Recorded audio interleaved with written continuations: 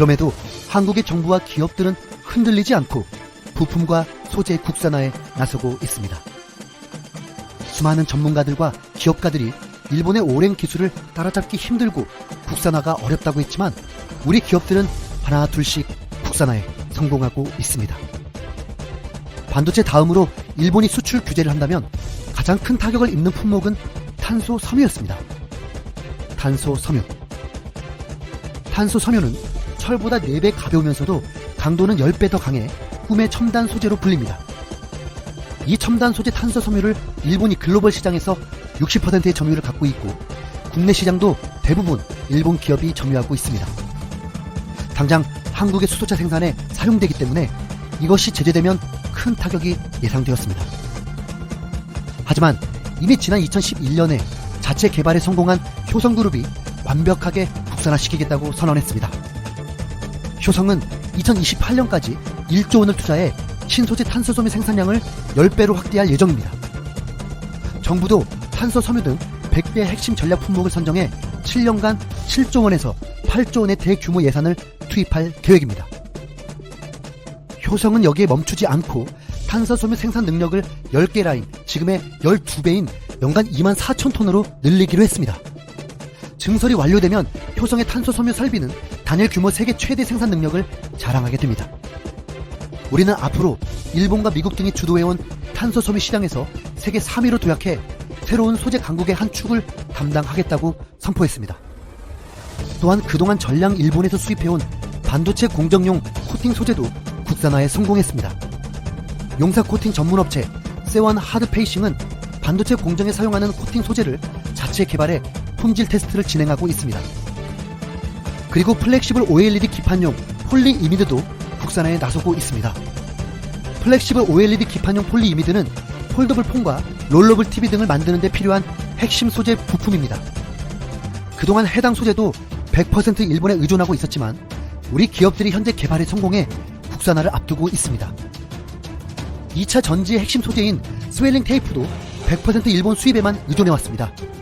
하지만 3년 전 국산화에 성공하면서 연간 1,000억 원 이상의 수입 대체 효과를 얻고 있습니다. 반도체 제조 공정에 반드시 필요한 백그라인딩 테이프 국산화도 초읽기에 들어갔습니다. 일본이 전세계 90%를 점유하고 있지만 내년 상반기면 100% 수입 대체가 가능할 전망입니다.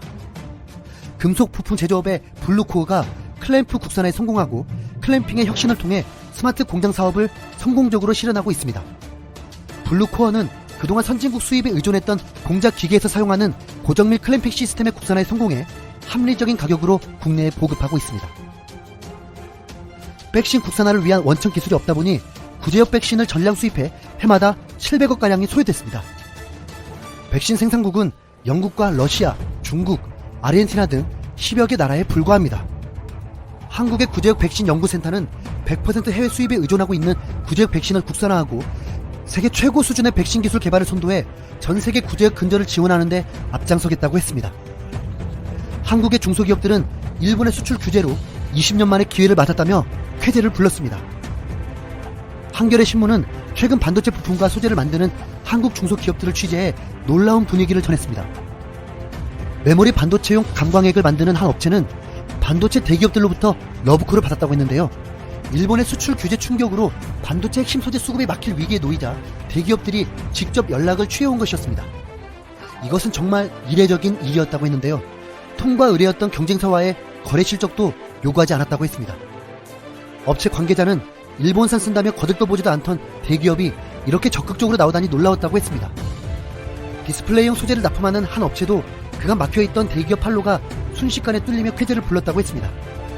기존엔 일본산이 80% 이상을 차지해 제품 검토조차 부탁하기 어려웠다고 합니다.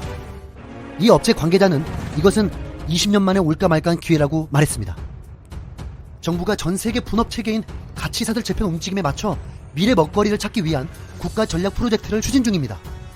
일본 수출 규제를 계기로 첨단 소재와 장비를 키워 중국에 수출하는 전략이 담겼습니다. 우리는 소재와 부품의 국산화를 뛰어넘어 그런데 왜 7월 일본 여행객이 7.6%밖에 안 줄었을까요? 나루세 미치노리 연구원은 이렇게 분석했습니다. 7월분은 이란 관계의 악화가 확대되기 전에 예약한 사람이 대부분이다. 8월 이후 한국으로부터의 방문객 수 감소가 확대될 것으로 예상한다. 그의 분석처럼 7월 여행객은 이미 일본 불매운동이 벌어지기 전에 예약해놓은 사람들이었기 때문입니다. 7월, 8월은 여름 휴가를 몇 달 전부터 계획하고 예약해놓은 사람들 때문에 크게 줄지 않은 것이죠. 그래서 이번 추석 연휴 때부터가 정말 시작이라는 말이 나오고 있습니다. 이미 일본 여행 신규 예약률은 80% 이상 떨어진 상태입니다. 마이니치 신문은 최근 2달 사이에 한국인 손님이 80% 정도 감소한 오사카의 한 식당의 사례를 소개하고서 일본을 방문하는 한국인의 수는 앞으로 더욱 감소할 것 같다고 보도했습니다. 보수 성향의 요미우리 신문은 부산과 규슈를 잇는 쾌속선 이용객이 감소했고 대한항공은 한국과 일본을 잇는 6개 노선의 운항을 휴업 또는 중단하기로 했다고 전하면서 한국인에게 인기 있는 규슈나 홋카이도의 관광 관계자로부터 비명이 나오기 시작하고 있다고 진단했습니다. 온천 관광지로 유명한 오이현의 한 조합 간부는 8, 9월 한국인 여행객 예약수가 봄 무렵과 비교해 50에서 60% 정도 줄어든 호텔도 있다. 이대로 계속되면 4월 문제라고 말했습니다. 한국인들이 가장 즐겨 찾던 대마도도 불매운동 직격탄을 맞았습니다. 일본 3만여 명의 일본 대마도에 지난해 한국 관광객이 무려 41만 명이나 찾았습니다. 지금은 한국 관광객들로 북적이는 숙박시설과 식당들은 사실상 개점 휴업 상태입니다. 승객이 거의 모두 한국인인 부산 대마도 항로 승객이 지난해 12만 5,650명에서 올해 5만 3,530여 명으로 57.4% 줄어 가장 큰 폭의 감소세를 보였습니다. 대마도 한 숙박업주는 보통 한 달에 500명 정도 예약이 찼는데 지금 예약된 것은 10명이라고 울상을 지었습니다. 승객이 급감하자 부산과 대마도 이자를 항로를 다니던 여객선들이 이달 18일부터 모두 운항을 중단했습니다. 일본 언론들은 한국 항공사들이 60여 개나 되는 일본 노선 운항을 감축했다면서 이는 지방 관광업계에 영향을 줄 수밖에 없다고 보도했습니다.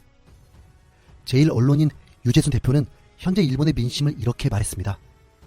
지금 관광지의 자영업자들과 주민들은 불만이 목까지 차다 못해 부글부글 끓고 있다고 했습니다.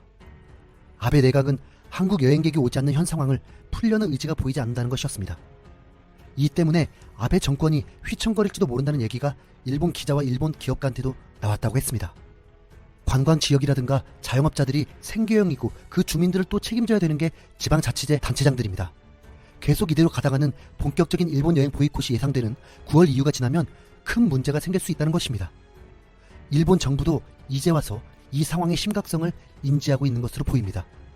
22일 일본 외무성에 따르면 고노다루 일본 외무상은 정부 간의 어려운 문제가 직면했다고 국민 교류가 방해받을 필요는 없다고 생각하며 오히려 이런 때이므로 국민 교류를 적극적으로 해야 한다. 이렇게 말했습니다. 고노 외무상의 발언은 정부의 행정 조치와 민간 교류를 분리하는 전략으로 자국 관광산업 등에 미치는 영향을 줄이겠다는 의지가 투영된 것으로 풀이됩니다. 지난 8월 13일 아베도 민간 교류에 대한 이야기를 언급했습니다. 아베 신조 일본 총리는 13일 저녁 한국 관광객이 급감한 본인의 지역구에 가서 한일 정부 간 관계 악화로 민간 차원의 교류가 중단되고 있는 상황에 대한 발언이 나오자 한일 관계는 냉각돼도 민간 교류는 지속돼야 한다고 했습니다. 니혼 게이자이 신문을 비롯한 일본 언론은 한국과 가까운 서일본 지역이 한국 관광객의 급감으로 적지 않은 피해를 보고 있다고 보도 중인데 아베 총리 이날 발언은 이 같은 상황을 염두에 둔 것으로 보인다고 했습니다.